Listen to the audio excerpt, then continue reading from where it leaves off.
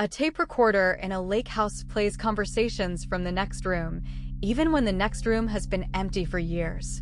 At first, the witness tried to treat it like a mistake. A tired mind. Bad lighting. A sound warped by old walls.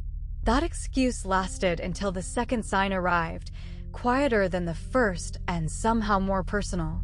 The detail was small enough that another person might have laughed it off, but the witness said that was what made it worse. It felt chosen. It felt patient.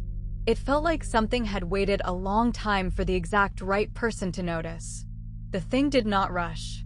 It waited for the witness to notice details that should not connect, a number repeated in the wrong place, a reflection that lagged behind, a door that seemed to remember being opened before. Every time they tried to explain one detail away, another appeared in its place. By the third sign, the fear had changed shape.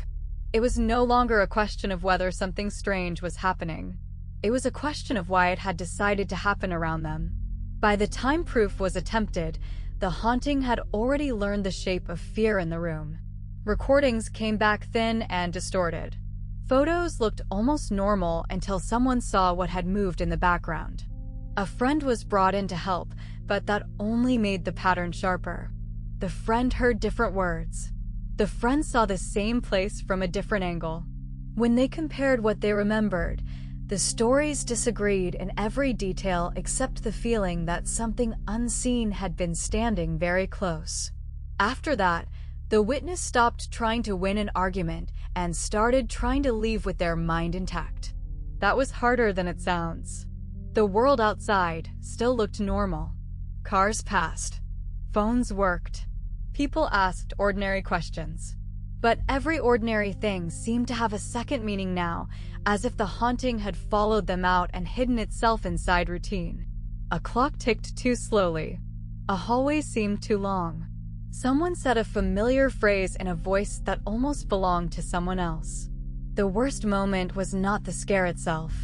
It was the pause afterward, when everything became ordinary again and everyone had to decide whether to admit they had seen it too. Silence made the story stronger. Denial made it worse. The witness said the place, object, or room had never needed to attack anyone directly.